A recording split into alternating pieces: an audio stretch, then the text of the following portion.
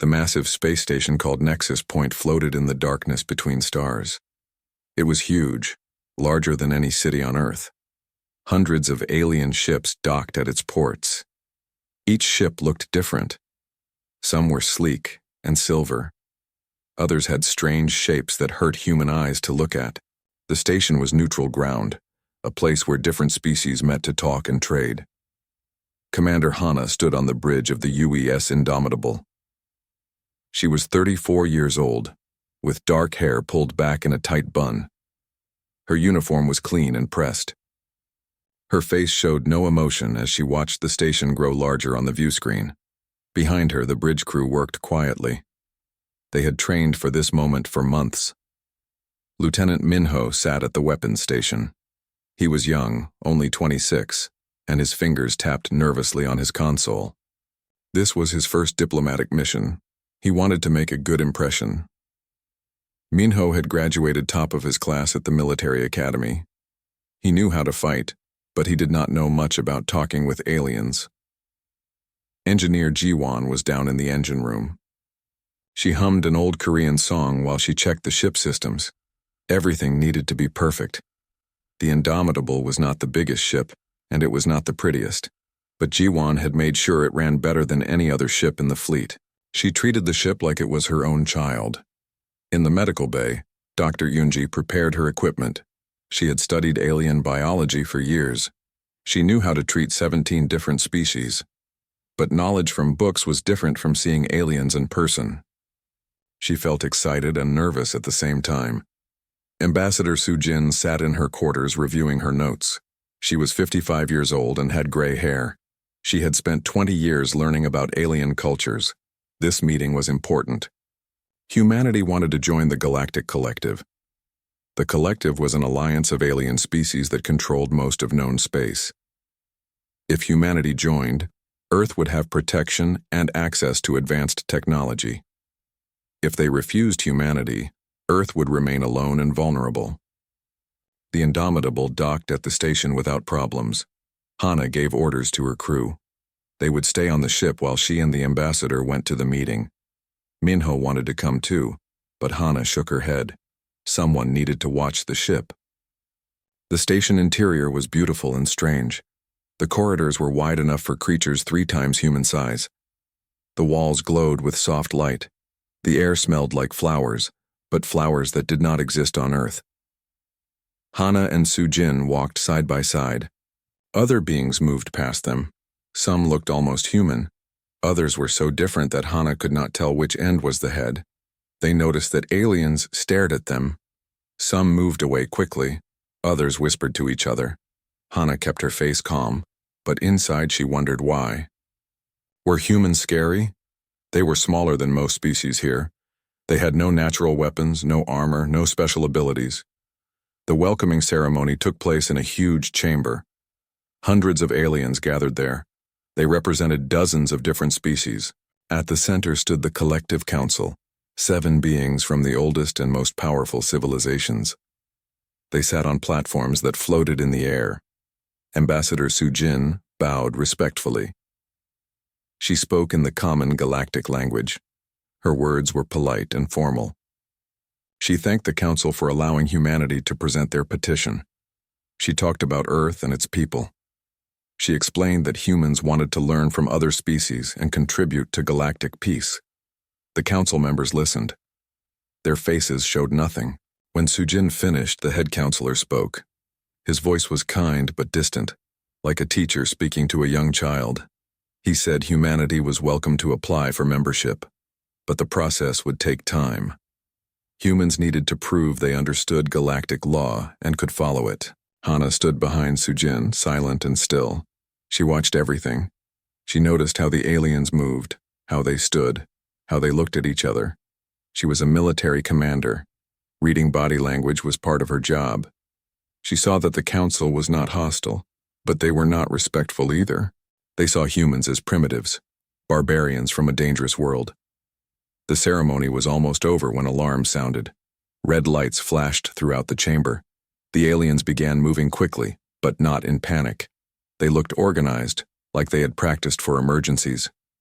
A voice announced in multiple languages that new ships had arrived without permission. Hana touched the communicator on her wrist. Minho answered immediately. His voice was tense. He told her that 5 warships had just jumped into the system. They were Draxian ships. The Draxians were a warrior species. They had conquered over 100 worlds. They believed that strength gave them the right to take what they wanted. The chamber fell silent as a holographic image appeared in the center. It showed a Draxian commander. He was tall, over 3 meters high, with 4 arms and skin like metal plates. His name was Vraltok. He spoke in a deep voice that echoed through the chamber. He said the Draxians claimed ownership of the Kepler 442 system. Humans had built a colony there 5 years ago. The Draxians wanted the humans to leave within 48 hours. The council members looked uncomfortable. They whispered to each other. The head counselor asked Vraltok to be patient, to negotiate. Vraltok refused. He said the matter was simple. The Draxians were strong, humans were weak. The strong took from the weak. This was natural law. All eyes turned to Sujin. The ambassador looked pale but composed. Before she could speak, Hana stepped forward. She looked directly at the hologram of Vraltok. Her voice was calm and clear. She said that Commander Vraltok seemed like a reasonable being. Perhaps they could discuss this matter privately. She suggested they meet face to face. The chamber went completely silent. No one expected this. Vraltok studied Hana through the hologram. He asked who she was. Hana introduced herself. She said she commanded the human ship and would be happy to meet with him. She smiled slightly. It was not a friendly smile. It was the smile of someone who was not afraid. Vraltok was quiet for a moment. Then he laughed. It was a harsh sound like metal scraping on stone. He agreed to meet, but he warned Hana that if she wasted his time, there would be consequences. The hologram disappeared. Ambassador Sujin pulled Hana aside. She whispered urgently. What was Hana doing? They needed to follow proper diplomatic procedure. They could not make decisions without consulting Earth. Hana looked at her directly. She said there was no time for proper procedure. The Draxians would attack the colony if humans appeared weak. The only way to stop them was to make them uncertain. Back on the Indomitable, the crew gathered on the bridge. Minho was angry. He wanted to fight. The ship had weapons. They could take out at least one Draxian ship before they died. Jiwan rolled her eyes. She told Minho he watched too many action movies. Yunji said nothing, but her hands shook as she checked her medical supplies. Hana returned to the ship. She called a meeting. She explained the situation clearly. The Draxians expected humans to surrender or fight. Both options ended badly for Earth, so they would do neither. They would do something the Draxians did not expect. They would make the Draxians afraid to fight. Minho asked how they could make superior warriors afraid. Hana smiled that same dangerous smile. She said the Draxians were predictable. They followed rules. They had honor codes. They thought in straight lines. Humans did not. Humans were chaos wrapped in skin. That was their advantage. The meeting with Vraltok was scheduled for the next day. The galaxy watched and waited. No one knew what would happen, but everyone sensed that something important was about to begin. Humanity was no longer hiding in the shadows. They were stepping into the light, and they were not going to bow. The meeting room was small and cold. It had white walls and a single table made of some alien metal. 2 chairs faced each other across the table. One chair was normal size for humans. The other was huge, built for a creature much larger. Hana walked in alone. She wore her military uniform but carried no weapons. Station security had scanned her 3 times to make sure. Vraltok entered from the opposite door. He had to duck to fit through the doorway. Standing at full height, he towered over Hana. His 4 arms hung at his sides. Each hand had 3 fingers that ended in claws. His skin looked like dark gray metal. His eyes were yellow with no pupils. When he breathed, steam came from vents in his neck. They stared at each other for a long moment. Then Hana smiled and gestured to the chairs. She sat down first, crossing her legs casually. Vraltok lowered himself into his chair slowly. It creaked under his weight. From his perspective, this human was tiny. She looked fragile, like she might break if he touched her. Yet she showed no fear. Hana spoke first. She thanked him for agreeing to meet. She said she had heard many stories about Draxian warriors. Their victories were legendary. She was curious about their military strategies. Would he be willing to share some stories? She sounded genuinely interested, like a student asking a teacher. Vraltok was surprised. He had expected her to beg or threaten or try to bargain. Instead, she asked about war. He studied her face, looking for deception. He saw only honest curiosity. So he began to talk. He told her about the Battle of Korvax, where his fleet had defeated an enemy 3 times their size. He described the tactics they used, the formations, the timing. Hana listened carefully. She asked questions. Good questions. Questions that showed she understood military thinking. She asked about supply lines, about communication delays, about how they coordinated multiple ships. Vraltok found himself answering in detail. It had been a long time since someone asked him such intelligent questions. He told her about other battles. The more he talked, the more he realized something strange. This human was analyzing everything he said. She was learning his methods, understanding his thinking. She was studying him like he was a puzzle to solve. This should have angered him, but instead he felt something like respect. After an hour, Vraltok stopped talking. He leaned forward. His voice became serious. He told Hana that she was clever for a human. But cleverness would not save her colony. The Draxian Empire had rules. They had claimed the Kepler 442 system long ago, before humans even knew it existed. Their claim was legal under galactic law. Humans had settled there without permission. They had to leave. Hana nodded slowly. She said she understood his position. Law was important, but she had a question. The Draxians had claimed thousands of systems. How many did they actually use? How many had Draxian citizens living there? Vraltok answered that it did not matter. The claim itself was enough. Possession was 9/10 of ownership. Hana smiled. She said humans had a similar saying, but humans also believed that holding something and keeping it were different things. Anyone could claim anything. The question was whether they could defend their claim. Vraltok's eyes narrowed. Was she threatening him with what? 1 small ship against 5 Draxian warships. Hana leaned back in her chair. She said she was not threatening anyone. She was simply stating facts. The Draxians were powerful. Everyone knew this. But power had limits. She asked him a question. What would happen if humans refused to leave? Would the Draxians really start a war over an empty system? Would they kill thousands of human colonists? What would the collective think? What would other species think? Vraltok said the collective's opinion did not matter. The Draxians did not need approval to enforce their rights. Hana agreed. They did not need approval. But they might want it. The Draxians had a reputation. They were strong, yes, but they were also honorable. They followed rules. They did not massacre civilians without cause. If they attacked the colony, their reputation would suffer. For the first time, Vraltok felt uncertain. This human was not arguing from a position of strength. She had no strength, but she was making him think about consequences. She was making him question whether this system was worth the political cost. He told her bluntly that she was playing a dangerous game. One wrong move and she would die. Her whole species might die.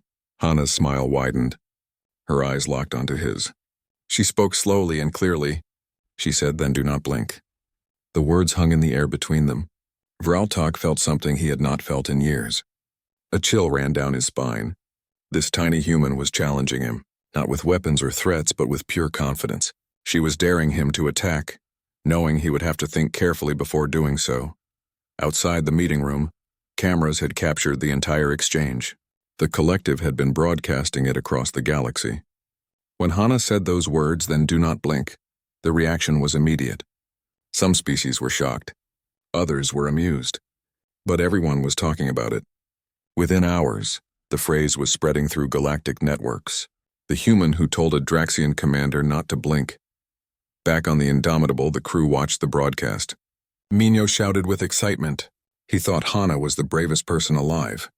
Jiwon shook her head and muttered that bravery and stupidity looked the same from a distance. Yoonji watched in silence, her medical training making her think about all the ways this could end badly. Ambassador Sujin sent urgent messages to Earth. She explained the situation. Government officials panicked. Some wanted to recall Hana immediately. Others said it was too late. They were committed now. If they backed down, humanity would look weak forever. If they stood firm, they might actually survive this. The meeting ended without agreement. Vraltok stood and looked down at Hana. He said she had courage.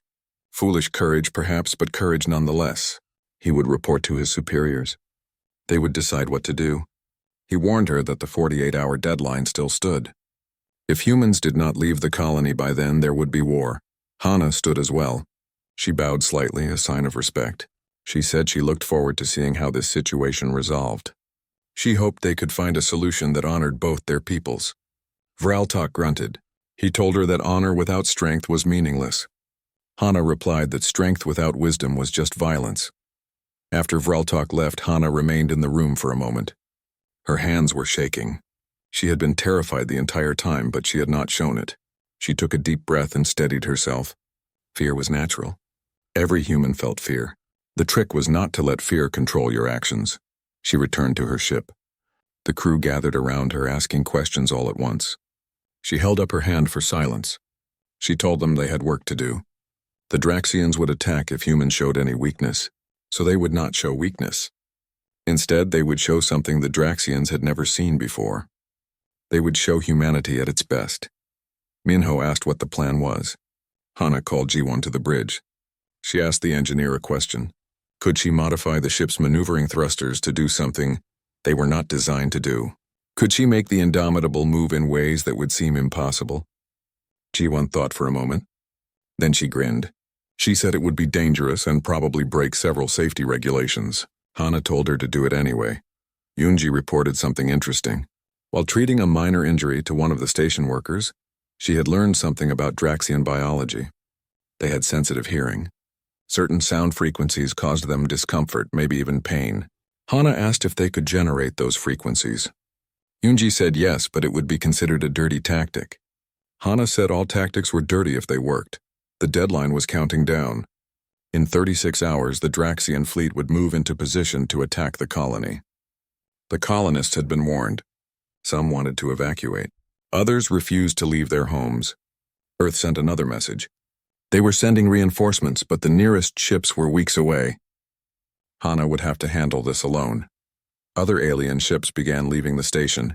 No one wanted to be caught in a battle between humans and Draxians. Soon only the Indomitable remained docked. It looked small and lonely against the massive station. But Hana was not worried about appearances. She was worried about results. She sent a message to Vraltok. She said she had a proposal. Instead of attacking the colony, why not test their strength directly? A combat simulation, one ship against one ship, non-lethal weapons only. If the Draxians won, humans would leave the system. If humans won, the Draxians would recognize human ownership. Vraltok received the message and laughed. This human never stopped surprising him. He accepted the challenge. It would be amusing to teach her a lesson. The combat simulation would take place in open space, far from the station. Both ships moved into position. The Indomitable looked like a toy next to the Draxian flagship. The alien ship was 5 times larger, with thick armor and weapons that could destroy a moon. The human ship was sleek but fragile. One good hit would tear it apart. The collective set up broadcast equipment. Every major species would watch this battle. Some placed bets on how long the humans would survive. Most gave them less than 5 minutes. A few optimistic aliens thought they might last 10. No one believed humans could actually win. On the bridge of the Indomitable, Hana checked her crew. Everyone was at their station. Minho had his hands on the weapons controls. His face was set in concentration. Jiwan had finished her modifications. The ship could now do things it was never meant to do. Yunji had prepared the sound frequency weapon. It was ready to transmit when needed. Hana spoke to her crew calmly. She reminded them that they were not trying to destroy the Draxian ship. They just needed to outmaneuver it. Speed and unpredictability were their advantages. The Draxians were stronger, but strength was not everything. She told them to trust their training and trust each other. Then she smiled. She said it was time to show the galaxy what humans could do. On the Draxian flagship, Vraltok sat in his command chair. His crew was confident. They had fought hundreds of battles and won almost all of them. This would be easy. They would teach these arrogant humans a lesson about challenging the Draxian Empire. Vraltok gave the order to begin. The simulation started. Both ships activated their non-lethal weapons.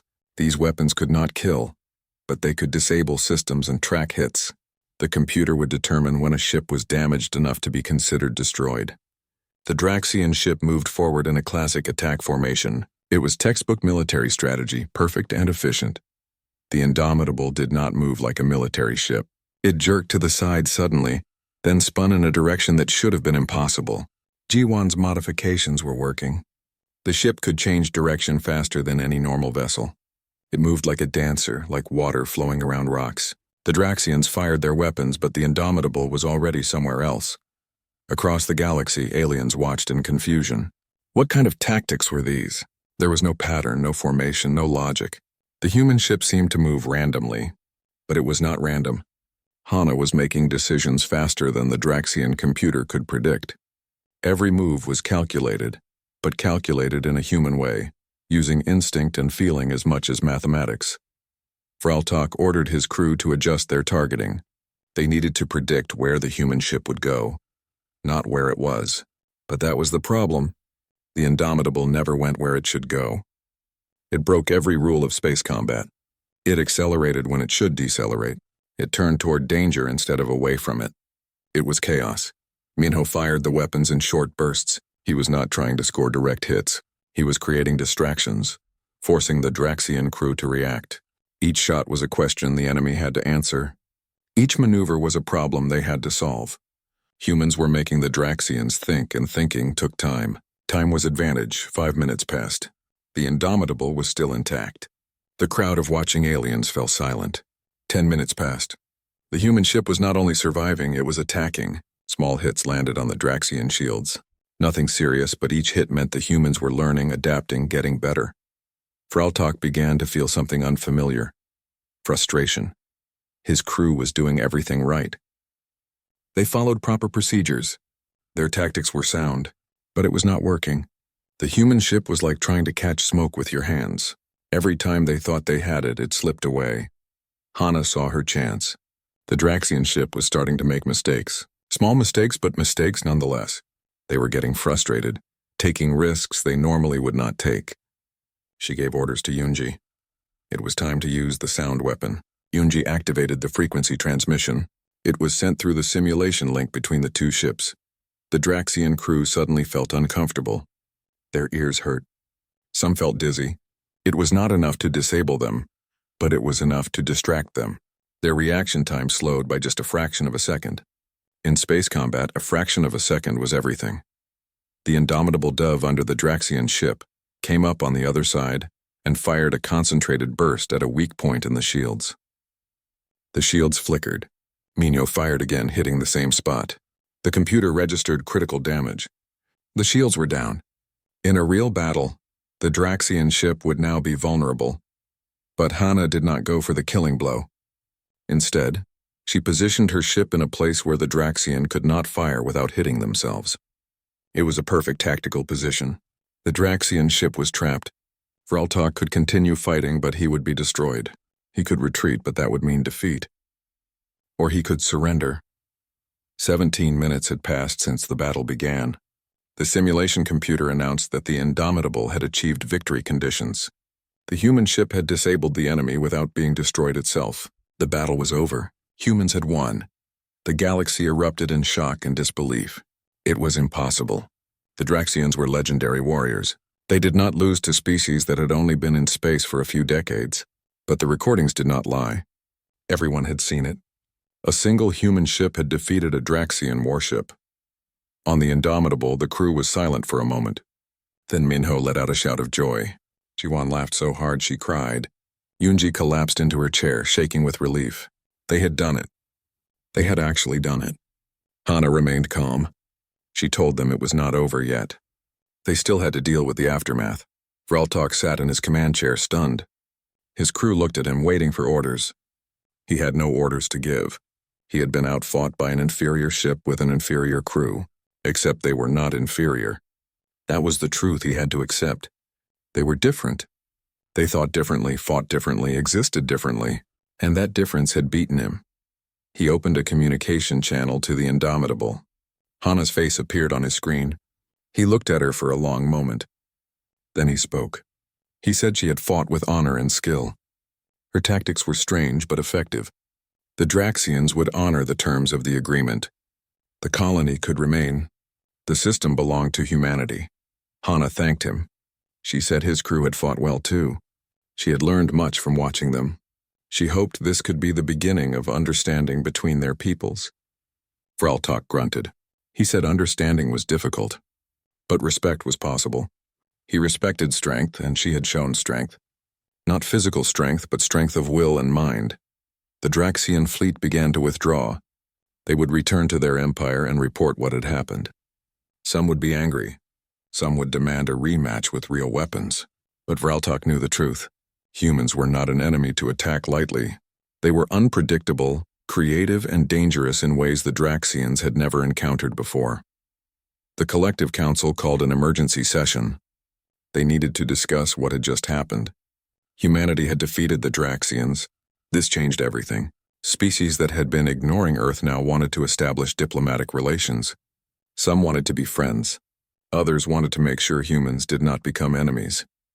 Ambassador Sujin found herself suddenly popular. Aliens who had treated her with polite dismissal now treated her with careful respect. She received dozens of meeting requests, trade proposals, defense pacts, technology exchanges. Everyone wanted to know what else humans could do. What other surprises did they have? Back on Earth, the victory was celebrated. Parades filled the streets. News channels played the battle footage over and over. Hana became a hero overnight. So did her crew. They were the people who proved humanity belonged in the stars. They were the ones who showed that humans were not weak or primitive. They were strong in their own way. But Hana knew the truth. They had won one battle. The real challenge was just beginning. Now that humanity had proven themselves dangerous, they needed to prove they were not a threat. Now that everyone was watching, they needed to show what humans stood for. The fight was over. The hard work was about to start. 3 days after the battle, Nexus Point Station was more crowded than ever. Ships from dozens of species arrived to see the humans who had defeated the Draxians. The Indomitable received hundreds of communication requests. Some were congratulations. Some were questions. Some were barely hidden threats. The galaxy had noticed humanity, and not everyone was happy about it. Hana sat in her quarters, exhausted. She had not slept properly in days.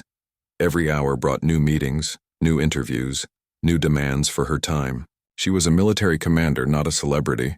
She did not want fame. She wanted to do her job and protect her people. But the galaxy did not care what she wanted. Minho was having the opposite reaction. He loved the attention. Everywhere he went on the station, aliens wanted to talk to him. They asked about human tactics, about his training, about Earth. He answered their questions with enthusiasm. Some of his crewmates told him to be more careful. He was revealing too much information. But Minho did not care. He was proud of what they had accomplished. Ji-won stayed on the ship, avoiding the crowds. She had work to do. The modifications she made to the engines had worked, but they had also caused damage. The ship needed repairs. While she worked, alien engineers requested permission to tour the Indomitable. They wanted to see how humans designed their ships. Ji-won refused most requests. Human technology was not as advanced as alien technology, but it had its own secrets. Dr. Yoonji found herself in an unexpected situation. Aliens came to the medical bay asking for her help. Not because they were injured, but because they wanted to learn. They had heard she discovered the Draxian weakness to certain sounds. They wanted to know what else she had learned about alien biology. Yoonji was torn. She believed in sharing medical knowledge. But she also understood that knowledge could be weaponized. Ambassador Sujin worked harder than anyone. The Collective Council had agreed to grant humanity provisional membership. This was a huge achievement. But provisional membership came with restrictions and conditions. Sujin spent her days negotiating the details. Every word in every document mattered. Every clause could help or hurt humanity for generations to come. Vraltok remained at the station, though his fleet had left. He requested another meeting with Hana. This time they met in a more public place, a garden area with plants from a dozen different worlds. They walked together in silence for a while. Finally, Vraltok spoke. He asked Hana how she had trained for the battle. How did humans prepare? For situations they had never encountered? Hana thought about the question. She explained that human military training was different from what she had learned about Draxian methods. Draxians trained to follow procedures perfectly. Humans trained to adapt when procedures failed. They practiced making decisions with incomplete information. They learned to trust their instincts. She said humans did not train for scenarios. They trained people to create scenarios. Vraltok was quiet for a long time. Then he admitted something that must have been difficult for a proud warrior. He said, the Draxian Empire had been fighting wars the same way for thousands of years. They had won so many battles that they stopped questioning their methods. They became rigid, predictable. Humans had shown them a weakness they did not know they had. He asked if Hana would be willing to visit the Draxian homeworld. Some of his people wanted to learn from her. They wanted to understand human tactics. Others wanted revenge. But Vraltok believed understanding was more valuable than revenge. Hana said she would consider the invitation. First, she had responsibilities here.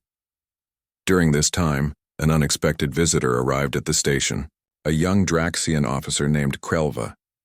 He was smaller than most Draxians, barely 2 meters tall. He approached Minho nervously. He said he had watched the battle recording 100 times. He wanted to learn how humans fought. Would Minho teach him? Minho was surprised but agreed. They spent hours together. Minho explained human philosophy about combat. He talked about how humans use their weaknesses as strengths, how they turned fear into fuel, how they made the enemy question everything. Krelva listened carefully. He said Draxian training taught them to eliminate fear, to follow orders without question. Human methods seemed chaotic and dangerous. Minho laughed. He said chaos and danger were natural parts of life. Trying to eliminate them was like trying to stop the wind. Better to learn how to sail in the wind than to hide from it. Krelva found this philosophy strange but interesting. He asked if he could continue learning. Minho agreed. They became unlikely friends. Meanwhile, other species were making decisions about humanity. The peaceful Valori Federation sent a delegation offering a trade agreement. They wanted human creativity and adaptability in exchange for advanced technology. The Merchant Guild of Tauros offered humanity favorable trade routes. Everyone wanted to be allied with the species that had beaten the Draxians, but not everyone was friendly. The Concordat of Elders sent a formal complaint to the Collective Council. They argued that humanity was too dangerous and unpredictable to be allowed full membership. They said humans broke rules, ignored traditions, and caused chaos wherever they went. They demanded restrictions on human expansion and military development. The council debated for 3 days. Some members agreed with the Concordat. Others argued that diversity made the collective stronger. Finally, they reached a compromise. Humanity would be granted provisional membership for 5 years. During that time, humans would be monitored. If they proved responsible, they would receive full membership. If they caused problems, membership would be revoked. Sujin accepted the terms. It was not perfect, but it was progress. Humanity now had legal standing in galactic society. They could trade, negotiate treaties, and seek protection under collective law. The colony at Kepler 442 was officially recognized as human territory. Other colonies could be established with proper permissions. On Earth, the government held emergency sessions. They needed to decide how to handle humanity's new status. Some leaders wanted to expand aggressively, claiming as many systems as possible. Others urged caution. They had won one battle, but there were thousands of species in the galaxy. Many were more powerful than the Draxians. Earth needed to be smart, not just brave. Hana received orders to return to Earth. She would be promoted and given command of the new defensive fleet. The government was building more ships, training more crews. They wanted to make sure humanity could defend itself. But they also wanted Hana to train the next generation. Her tactics needed to be taught to others. Before leaving the station, Hana gathered her crew one last time. She thanked them for their courage and skill. She told them they had changed history. They had shown the galaxy that humans were not prey. They were not victims. They were survivors who could adapt to anything. She said she was proud to have served with them. Minho asked what would happen now. Hana smiled. She said now came the hard part. Fighting was easy compared to what came next. They had to build relationships, establish trust, prove that humans could be good neighbors. Violence had gotten them noticed. Now diplomacy and wisdom would determine if they survived. Jiwan said she wanted to start a project with alien engineers. She wanted to create new technology by combining human and alien knowledge. Hana approved. Yunji said she wanted to establish a medical exchange program. She could teach aliens about human medicine, and they could teach her. Hana approved that too. These were exactly the kinds of initiatives humanity needed. The indomitable, prepared to depart. As they undocked from the station, Hana looked back at Nexus Point. A few weeks ago, she had arrived as an unknown commander from an unknown species. Now she was leaving as someone the entire galaxy recognized. The responsibility felt heavy, but she had learned something important. Humans did not need to be perfect. They just needed to keep trying. Before entering the jump to faster-than-light travel, Hana received one final message. It was from Vraltok. He wrote that he had reported to his superiors about the battle. Some Draxian leaders were angry. Some were intrigued. All of them were reassessing their understanding of warfare. He thanked her for teaching him something new. Then he wrote something unexpected. He said he hoped their peoples would meet again as friends, not enemies. Hana read the message twice. Then she sent a reply. She said friendship required trust and trust required time, but she was willing to try if he was. She ended the message with 3 simple words. Then do not blink. Vraltok would understand what that meant. It meant humanity was not backing down, but it also meant they were open to new possibilities. The future was uncertain, but it was also full of hope. 6 months had passed since the battle at Nexus Point. Hana now commanded the Earth Defense Fleet from a new ship, the UES Defiant. It was larger than the Indomitable, with better weapons and shields. But Hana missed her old ship. The Defiant felt like a battleship. The Indomitable had felt like home. Minho served as her executive officer. He had matured in the past months. The impulsive young lieutenant was gone. In his place was a thoughtful commander, who understood that winning battles meant preventing them when possible. He still trained with Krelva regularly. The young Draxian had officially requested assignment to the Defiant as a cultural exchange officer. Jiwan led the engineering department. She had recruited alien engineers to work alongside humans. The combination of different perspectives led to innovations neither species could have achieved alone. The Defiant had systems that puzzled military analysts from across the galaxy. They worked, but no one could quite explain how. Yunji ran the medical bay and had established the Galactic Medical Exchange Program. Doctors from 17 different species now shared knowledge and techniques. She had saved lives that would have been lost without this cooperation. She was proud of this work, prouder than anything else she had done. Ambassador Sujin remained at Nexus Point, working tirelessly on humanity's behalf. The 5-year probation period was progressing well. Most species had accepted humans as legitimate members of galactic society. There were still tensions and disagreements, but that was normal. Peace did not mean everyone agreed on everything. It meant they talked instead of fighting. Then everything changed. An emergency message reached the Defiant while they patrolled the frontier. A colony had been destroyed. Not a human colony, but a Draxian one. The attackers left no survivors, no traces, no messages, just empty buildings and dead silence. The Draxian Empire was in shock. Their colonies did not get destroyed. They were the destroyers, not the victims. 2 days later, a human colony went silent. The Defiant was the closest ship. Hana ordered maximum speed to the system. When they arrived, they found the same thing the Draxians had found. Empty buildings. No bodies, no blood, no signs of struggle, just emptiness. 3,000 colonists had vanished without a trace. The crew searched for clues. Yunji examined the medical facilities.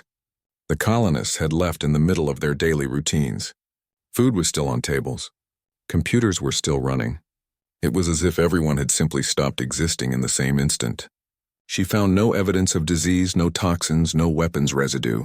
Whatever happened, it happened fast. Minho found something strange in the communication logs. A signal had been detected 3 hours before the colony went silent. It was not a normal communication signal.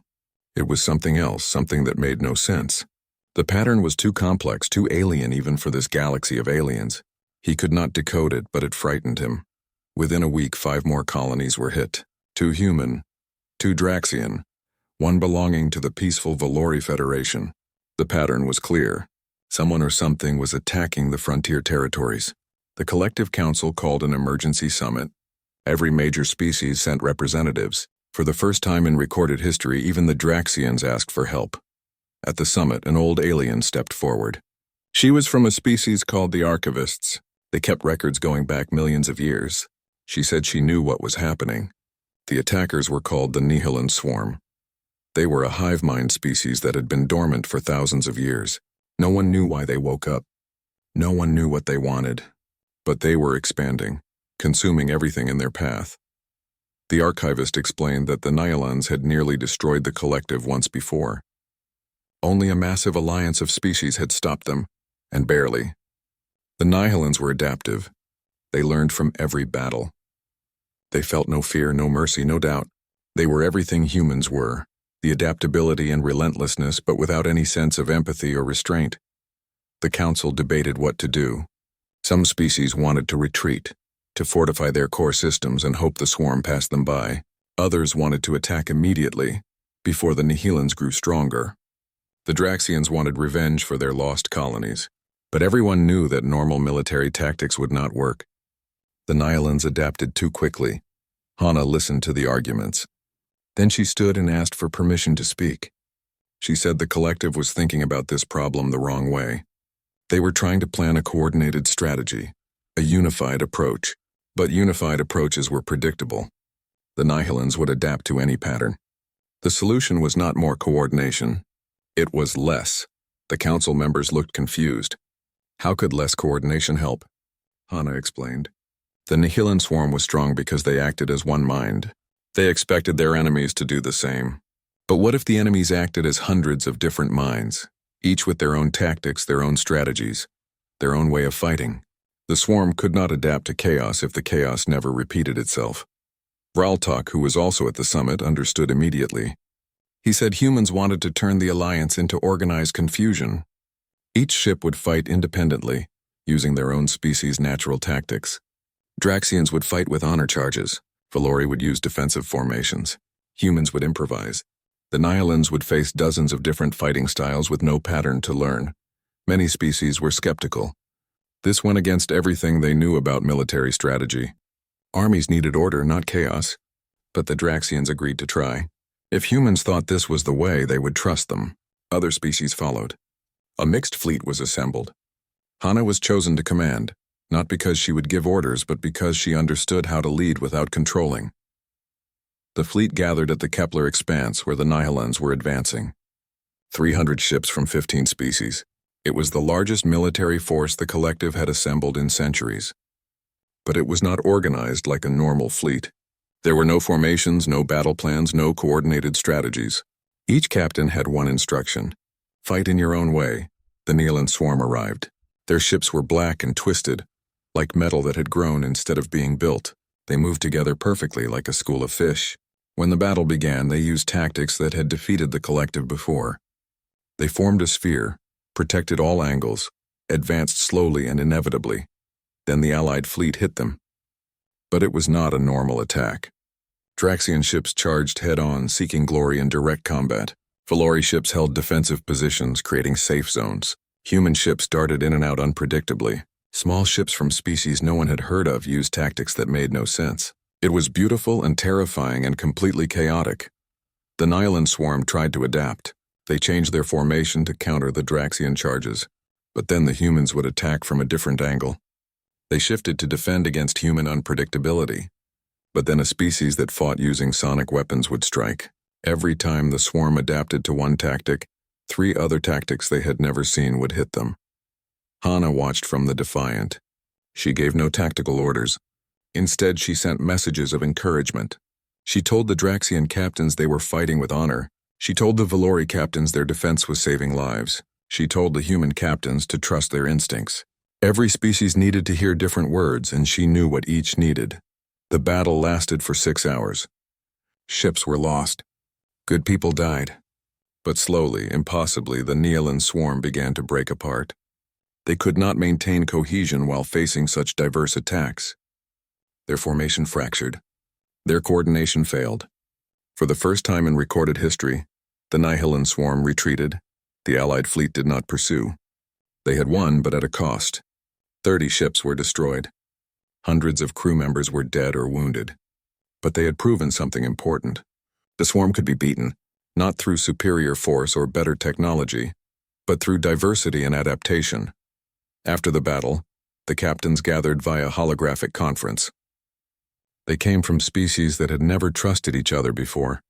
Some had been enemies for generations, but now they had fought together, bled together, won together. Vraltok spoke first. He said he had learned something. Strength was not just physical power. Strength was also flexibility, diversity, and willingness to try new things. A Valori captain said something that surprised everyone. She thanked the humans, not just for their tactics in battle, but for changing how the galaxy thought. Humans had shown that being different was not a weakness. It was a strength. Every species had something unique to offer. The key was letting each species be themselves instead of forcing everyone to be the same. Hana felt a weight lift from her shoulders. Humanity had proven itself again. But this time they had not done it alone. They had done it by bringing others together, by showing that diversity could defeat even the most unified enemy. She thought about Earth, about all the different cultures and peoples who made humanity what it was. Maybe that was the real lesson. Unity did not mean everyone being the same. Unity meant everyone being themselves together.